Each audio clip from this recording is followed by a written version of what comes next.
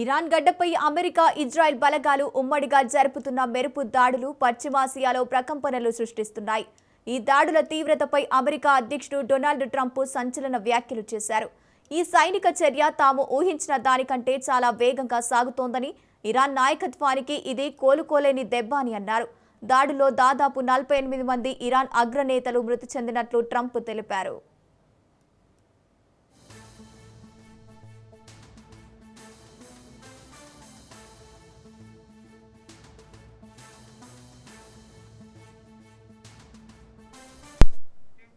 ఈ దాడుల్లో Iran supreme leader Ayatollah Ali ఖమేనీతో పాటు డజన్ల కొద్దీ సీనియర్ కమాండర్లు హతమయ్యారు. ఇరాన్ ఇప్పుడు పూర్తిగా బలహీనపడిందని, చర్చలకు సిద్ధంగా ఉందనే సంకేతాలు అందుతున్నాయని ట్రంప్ తెలిపారు. అయితే ఈ చొరవ ఇరాన్ ముందే తీసుకుని ఉండాల్సిందని ఆయన వ్యాఖ్యానించారు.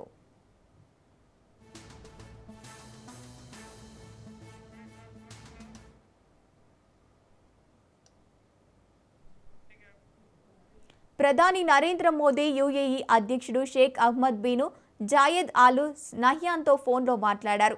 ఇరాన్ దాడులను ప్రధాని మోదీ ఖండించారు. భారతదేశం ఉద్రిక్తతలను తగ్గించడం, ప్రాంతీయ శాంతి భద్రత, స్థిరత్వాన్ని సమర్పిస్తుందని తెలిపారు.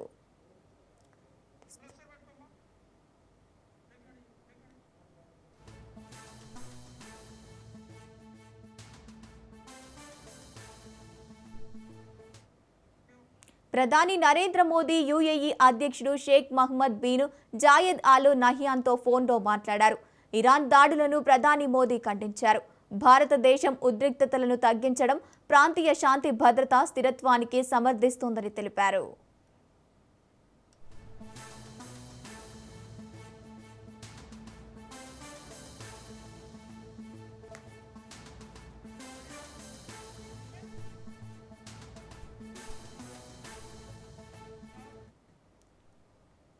ఇజ్రాయెల్ ప్రధాని నేతన్యాహుకు ప్రధాని మోదీ ఫోన్ చేశారు. తాజా పరిస్థితులపై ఫోన్లో చర్చించారు. ఇరాన్లో యుద్ధం, తాజా పరిణామాలపై భారత్ ఆందోళన వ్యక్తం చేస్తోంది. పౌరుల భద్రతే ప్రాధాన్యమని మోదీ స్పష్టం చేశారు. ఉద్రిక్తతలు తగ్గించి శాంతి దిశగా చర్యలు తీసుకోవాలని విజ్ఞప్తి చేశారు.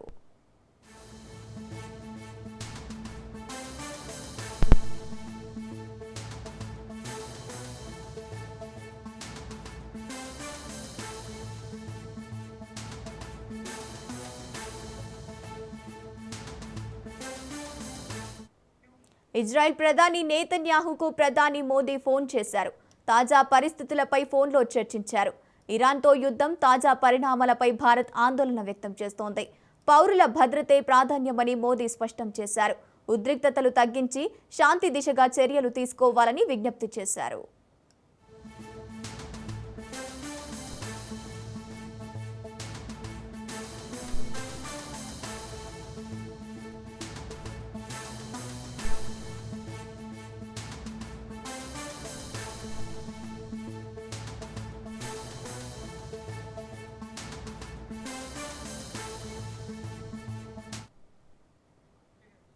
ఇరాన్పై అమెరికా, ఇజ్రాయెల్ దాడులు కొనసాగుతున్నాయి.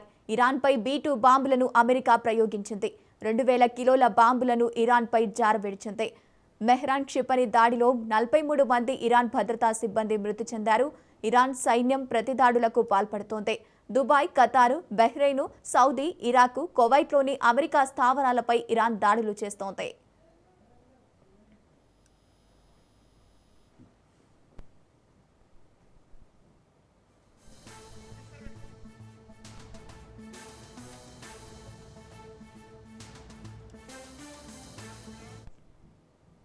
ఇరాన్పై అమెరికా, ఇజ్రాయెల్ దాడులు కొనసాగుతున్నాయి. ఇరాన్పై B-2 బాంబులను అమెరికా ప్రయోగించింది. 2000 కిలోల బాంబులను ఇరాన్పై జారవిడిచింది. మెహ్రాన్ క్షిపణి దాడిలో 43 మంది ఇరాన్ భద్రతా సిబ్బంది మృతి చెందారు. ఇరాన్ సైన్యం ప్రతిదాడులకు పాల్పడుతోంది. Dubai, Qatar, Bahrain, Saudi, Iraq, కువైట్లోని అమెరికా స్థావరాలపై ఇరాన్ దాడులు చేస్తోంది.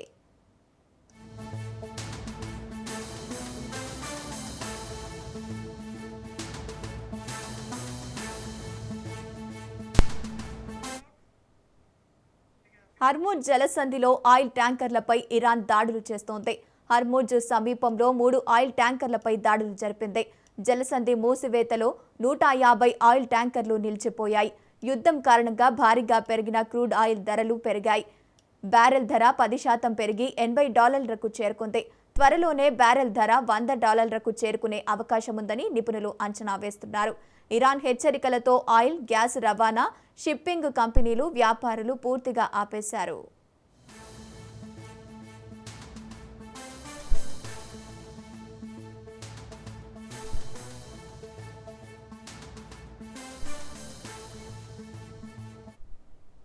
హర్ముజ్ జలసంధిలో ఆయిల్ ట్యాంకర్లపై ఇరాన్ దాడులు చేస్తోంది. హర్ముజ్ సమీపంలో 3 ఆయిల్ ట్యాంకర్లపై దాడులు జరిపింది. జలసంధి మూసివేతలో 150 ఆయిల్ ట్యాంకర్లు నిలిచిపోయాయి. యుద్ధం కారణంగా భారీగా పెరిగిన క్రూడ్ ఆయిల్ ధరలు పెరిగాయి. బ్యారెల్ ధర 10% పెరిగి $80లకు చేరుకుంది. త్వరలోనే బ్యారెల్ ధర $100లకు చేరుకునే అవకాశం ఉందని నిపుణులు అంచనా వేస్తున్నారు. ఇరాన్ హెచ్చరికలతో ఆయిల్, గ్యాస్ రవాణాను, షిప్పింగ్ కంపెనీలు, వ్యాపారులు పూర్తిగా ఆపివేశారు.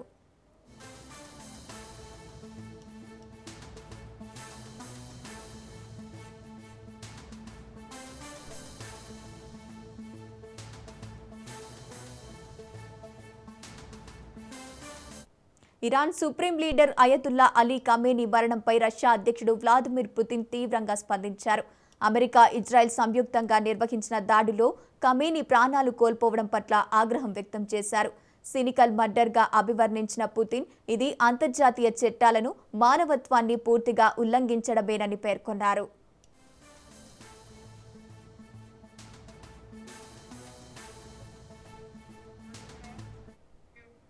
ఈ మేరకు ఇరాన్ అధ్యక్షుడు మసూద్ పెజెష్కియార్కు పుతిన్ ఓ లేఖ రాశారు.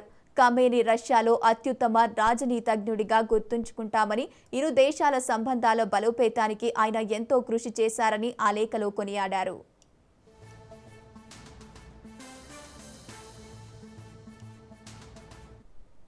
Iran supreme leader Ayatollah Ali Khamenei మరణంతో ఆ దేశం కీలక నిర్ణయం తీసుకుంది.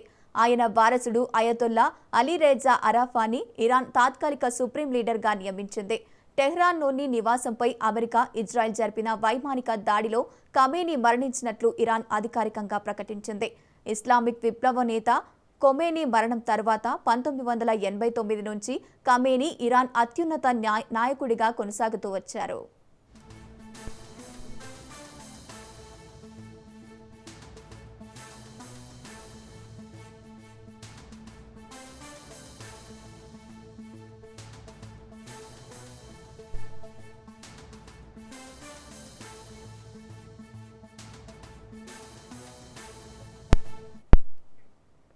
ఖమేనీ మరణం తర్వాత దేశ పాలనా వ్యవహారాలను పర్యవేక్షించేందుకు 3 సభ్యులతో కూడిన కౌన్సిల్ను ఏర్పాటు చేశారు. ఇందులో అధ్యక్షుడు Masoud Pezeshkian, judicial chief Gholam Hussein Mohseni Ejei, guardian council jurist ఉన్నారని ఐఆర్ఎస్సి సంస్థ తెలిపింది. ఇరాన్ రాజ్యాంగం ప్రకారం 88 మంది సభ్యులున్న అసెంబ్లీ ఆఫ్ ఎక్స్పర్ట్స్ తదుపరి పూర్తి స్థాయి సుప్రీం లీడర్ను ఎన్నుకునే వరకు ఈ కౌన్సిల్ బాధ్యతలు నిర్వహిస్తోంది.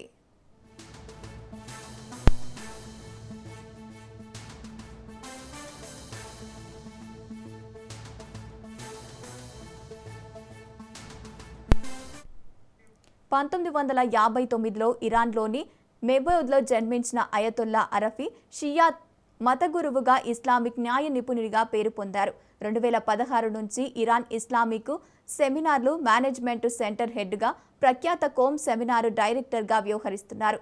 దేశ చట్టాలను, ఎన్నికలను పర్యవేక్షించే శక్తివంతమైన గార్డియన్ కౌన్సిల్లో కూడా ఆయన సభ్యుడిగా ఉన్నారు. గతంలో 2008 నుంచి 2018 వరకు ఆల్ మస్తాఫా ఇంటర్నేషనల్ యూనివర్సిటీ ప్రెసిడెంట్గా కూడా అరాఫీ పనిచేశారు.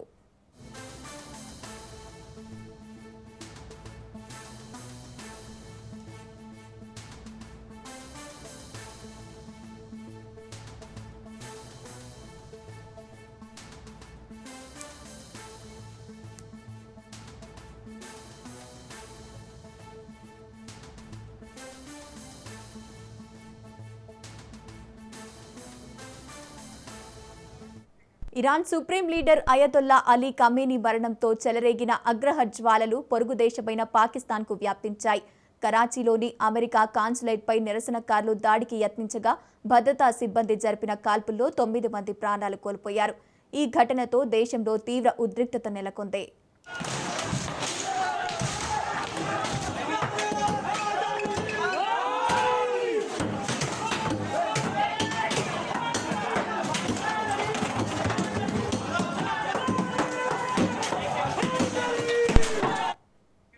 వందలాది మంది ఆందోళనకారులు కరాచీలోని యుఎస్ కాన్సులేట్ భవనం బయటి గోడలు ధ్వంసం చేసి లోపలికి చొరబడేందుకు ప్రయత్నించారు. భవనంలోని అద్దాలను పగలగొట్టి ప్రవేశ ద్వారం వద్ద ఉన్న ఓ గదికి నిప్పు పెట్టారు. పరిస్థితిని అదుపు చేసేందుకు పోలీసులు టియాసు గ్యాసు ప్రయోగించి ఫలితం లేకపోయింది. దీంతో పాకిస్తాన్ పోలీసులు, అమెరికా భద్రతా సిబ్బంది కాల్పులు జరిపారు. ఈ కాల్పుల్లో 9 మంది మరణించగా మరో 8 మంది గాయపడినట్లు స్థానిక ఆసుపత్రి వర్గాలు పోలీసులు ధృవీకరించారు.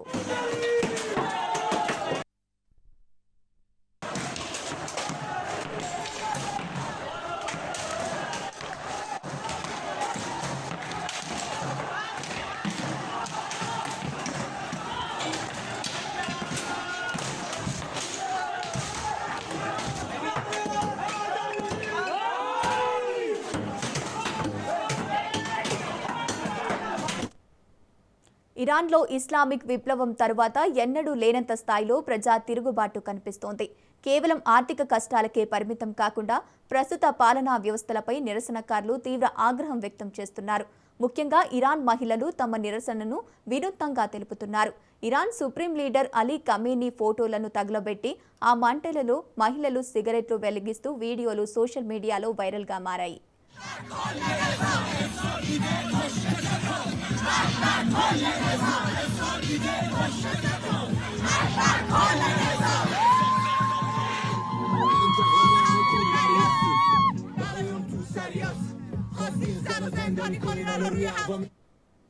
కాంగ్రెస్ అగ్రనేత రాహుల్ గాంధీ ఇవాళ తెలంగాణకు రానున్నారు.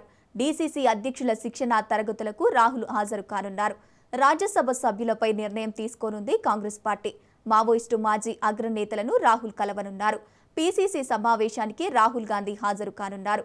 ప్రస్తుత రాజకీయ అంశాలు, పార్టీ బలోపేతం తదితర అంశాలపై చర్చించనున్నారు.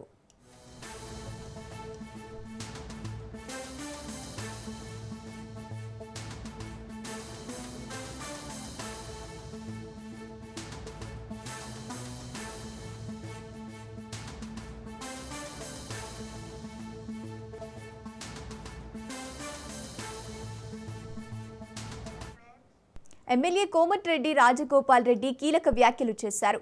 హైదరాబాద్కు పక్కనే ఉన్న మునుగోడును పట్టించుకోవడం లేదన్నారు. అభివృద్ధిలో మునుగోడు వెనుకబడి ఉందన్నారు. సీఎం రేవంత్పై ఎమ్మెల్యే రాజగోపాల్ రెడ్డి ప్రశంసల వర్షం కురిపించారు. మునుగోడులో ఇంటిగ్రేటెడ్ స్కూలు మంజూరు చేసినందుకు ధన్యవాదాలు తెలిపారు కోమటిరెడ్డి రాజగోపాల్ రెడ్డి. విద్యా వ్యవస్థలో సీఎం మార్పులు చేస్తున్నారని, గత ప్రభుత్వం విద్యను గాలికి వదిలేసిందన్నారు.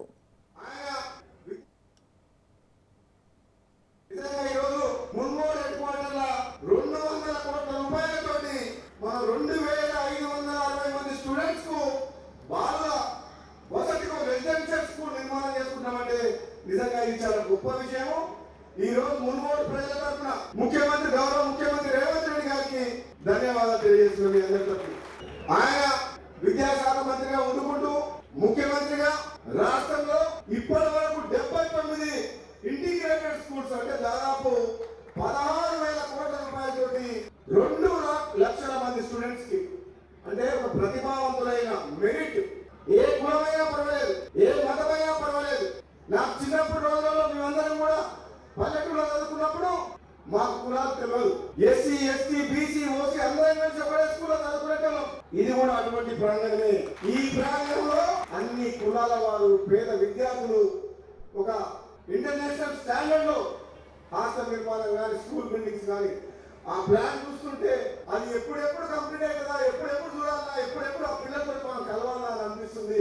నిజంగా చాలా ఈరోజు కాంగ్రెస్ గవర్నమెంట్ వచ్చిన తర్వాత మునుగోడు నియోజకవర్గంలో ఇంత పెద్ద కార్యక్రమం. కరీంనగర్ కార్పొరేషన్ ఎన్నికల్లో బీజేపీ మెజార్టీ సీట్లు గెలిచినా మేయర్ పదవి రాకుండా అడ్డుకునేందుకు విఫలయత్నం చేశారని కేంద్ర మంత్రి బండి సంజయ్ అన్నారు. ఇప్పటికైనా రాజకీయ విమర్శలు మానుకుని కేంద్రం, రాష్ట్రం నుంచి నిధులు తీసుకొచ్చి అభివృద్ధి జరిగేలా చూడాలన్నారు. సిద్దిపేట జిల్లా కోహెడా మండలం విజయనగర్ కాలనీలో బండి సంజయ్ పర్యటించారు. గ్రామాలు అభివృద్ధి చెందితేనే రాష్ట్రం, దేశం అభివృద్ధి చెందుతుందని, భవిష్యత్తులో మరిన్ని నిధులు తీసుకొచ్చి గ్రామాల అభివృద్ధి చెందేలా కృషి చేస్తామని బండి సంజయ్ అన్నారు.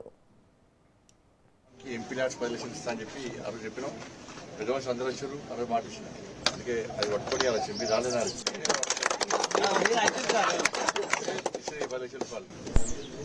కూడా కొద్దిష్టం ఏడుస్తాం మళ్ళీ ఇప్పుడు నెక్స్ట్ కూడా ఈజీఎస్ పైకి వస్తాయి. వాటర్ ప్లాంట్ నుంచి కూడా ఇక్కడ నిర్మిస్తూనే ఉంటాం. ఈ పల్లెశాలు మాట ఇచ్చిన వాటి మాటలు మీకు వచ్చి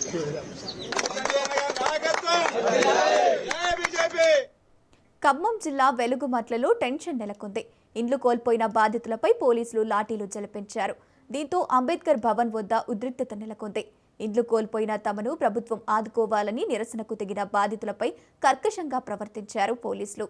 లాగిపారేయడంతో మహిళలు సొమ్మసిల్లి పడిపోయారు.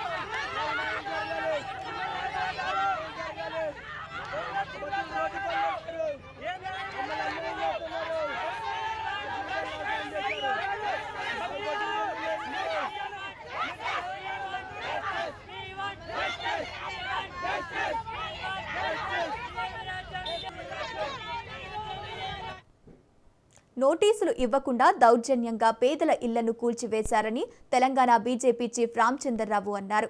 ఖమ్మం శివారు వెలుగుమట్లలో భూదాన్ భూములను ఆయన పరామర్శించారు. భూ నిర్వాసితులతో మాట్లాడి సమస్యలను అడిగి తెలుసుకున్నారు. భూదాన్ బోర్డు పట్టాలున్న పేదల ఇళ్లను కూల్చివేశారన్నారు. ఇది ప్రజాప్రభుత్వం కాదు, పేదల వ్యతిరేక ప్రభుత్వం అని ఆగ్రహం వ్యక్తం చేశారు. పేదల ఇల్లు కూలగొట్టి ఏం సాధిస్తారని ప్రశ్నించారు. బాధితుల పక్షాన బీజేపీ పోరాడుతుందని, కూల్చిన చోట పేదలకు 100 గజాల్లో ఇల్లు నిర్మించి ఇవ్వాలని డిమాండ్ చేశారు.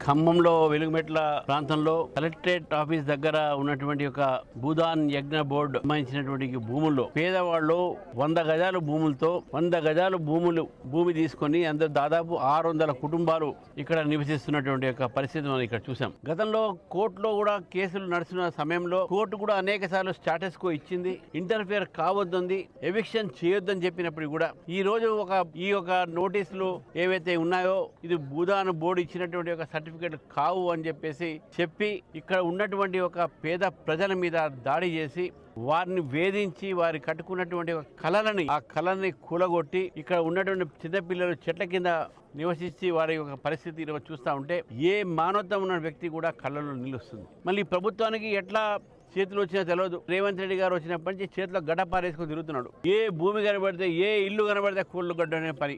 1, 2 కాదు 600 ఇల్లు కూలగొట్టారు ఇక్కడ.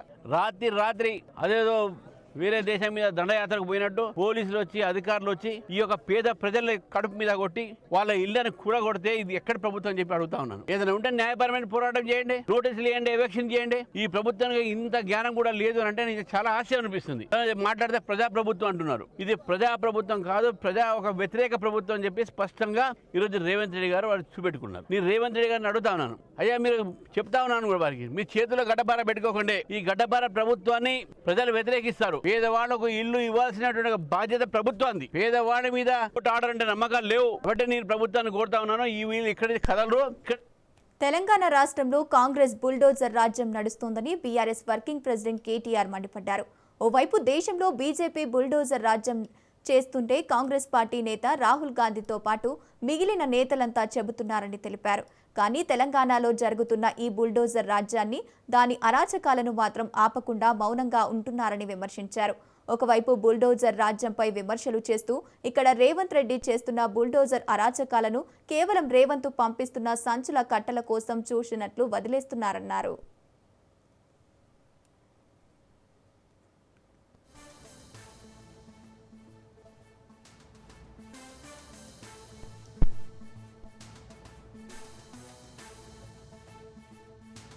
ఇల్లు అన్నారు మీరు హైదరాబాద్ లో.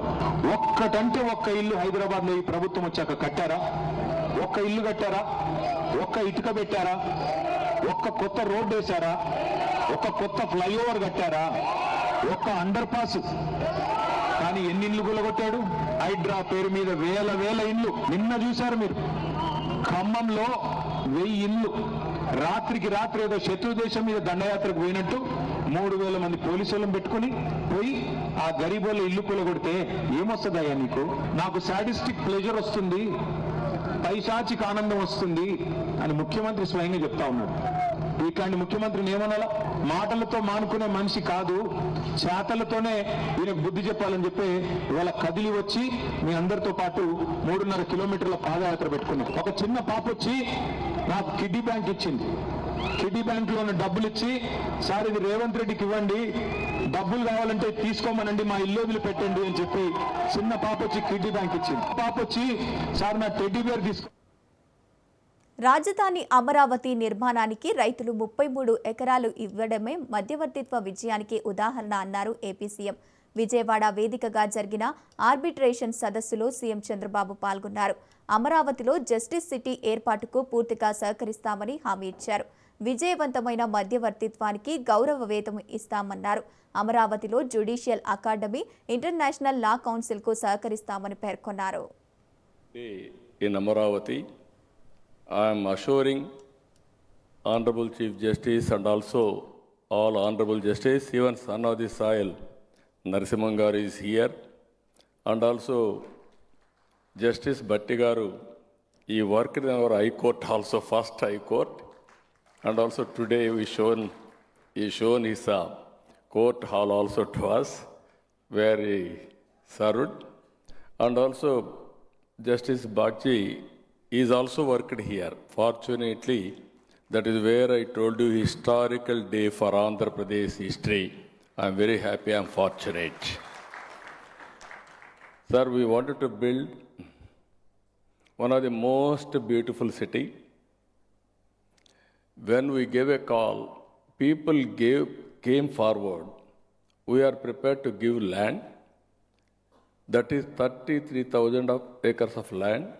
29,000 farmers, willingly they came forward. It is a land pooling.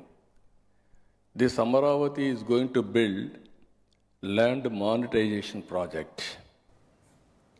Sir, I am proud to say the amount of వైసీపీపై మంత్రి నాదెండ్ల మనోహర్ ఆగ్రహం వ్యక్తం చేశారు. వైసీపీ అన్ని వ్యవస్థలను విచ్ఛిన్నం చేసిందని విమర్శించారు. తట్టుకున్నాం, పట్టుదలతో పోరాటం కాబట్టి ఎన్నికల్లో గెలిచి కూటమి ప్రభుత్వంలో భాగస్వామ్యంగా ఉన్నామన్నారు. పోరాటంతో పాటు నాయకత్వ లక్షణాలను పెంపొందించుకుంటూ జన సైనికులు ముందుకు వెళ్లాలన్నారు. జనసేన సిద్ధాంతాలతో పవన్ ప్రస్థానాన్ని బలపర్చాలని జన సైనికులకు పిలుపునిచ్చారు మంత్రి నాదెండ్ల.